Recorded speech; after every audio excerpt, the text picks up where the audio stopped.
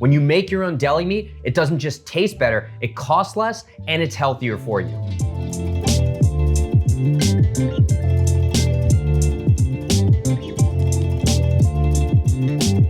Deli meat's a topic of conversation because it's a class 1 carcinogen, apparently. So you see all these headlines, right? Don't eat hot dogs, don't eat deli meats, the nitrites are gonna be killing you, the nitrates, whatever it is. The reality is that you're not gonna get sick from eating some deli meat from time to time.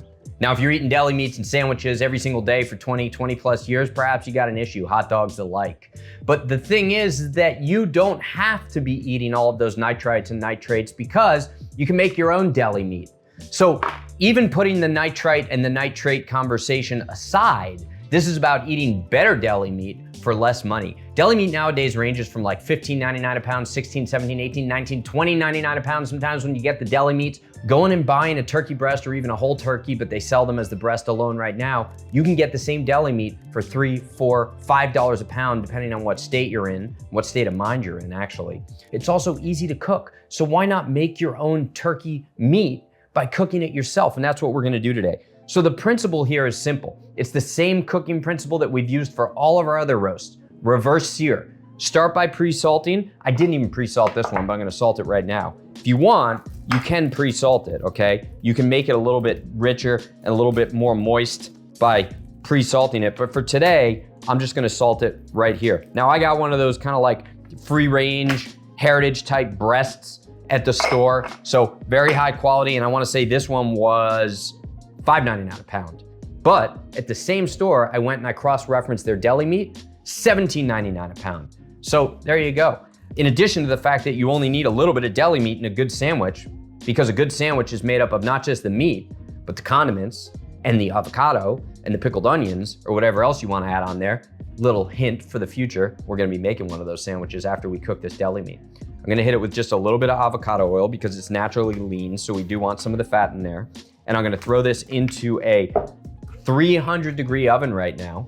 I'm gonna cook this until it hits about 130, 135 degrees. I'm gonna pull it, and then I'm gonna blast it at the end to caramelize the exterior, to create some beautiful browning on the exterior, and then we're gonna cool it, slice it, and we're gonna make some sandwiches. So let's get this party started, going in the oven. Oh, I'm gonna pull that. Okay, oh yeah, I can just tell by feel, but this right now is probably around like 140-ish, right? So now we're gonna get this pan blasting. I am gonna dry the exterior right now so that we can get a nicer sear on here.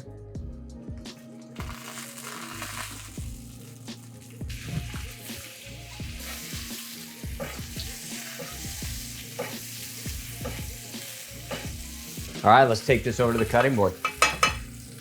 Oh, there we go. There it is. Look at that. I toasted some butter in the pan just to add a little bit of extra flavor to the exterior of the turkey. This is where I would add my fresh cracked pepper on the exterior.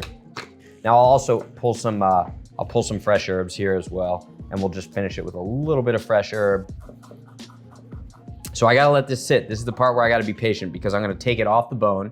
We'll use that bone, I'll make like a chicken or a turkey stock, or I'll throw it in the freezer. I got a whole bunch of chicken carcasses in there. We make a stock usually once or twice a week. So this will get added to that. If you can get this boneless, go ahead and cook it without the bone. It doesn't really matter. I actually like the bone on there because it helps it cook more evenly. The bone almost acts as a equalizer for the heat, and it keeps the tendon or the silver skin and the muscle from tightening too much in certain areas, which is where you end up with spots on the bird that are overcooked and some spots that are undercooked. So I like the bone on there.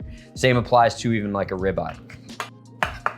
So I'm not gonna slice this whole thing. I'm gonna slice it as I need it. It's another world of flavor. It's not overly salty.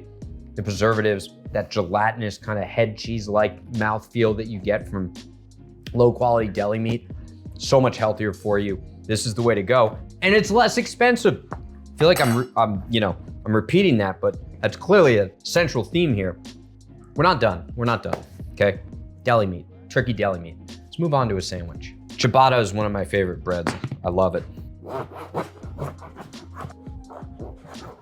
gonna take our pan that still has the butter and the turkey juices in there.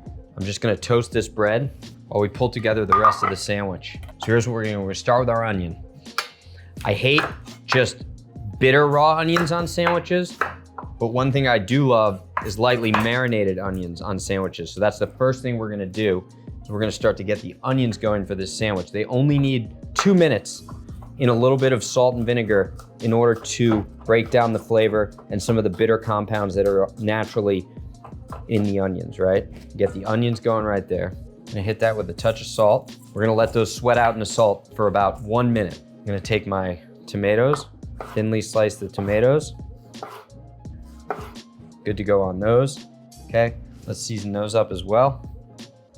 I'm gonna turn the heat off on that, keep the bread warm. A dollop of Dijon mustard, just the smallest little smidge of soy sauce.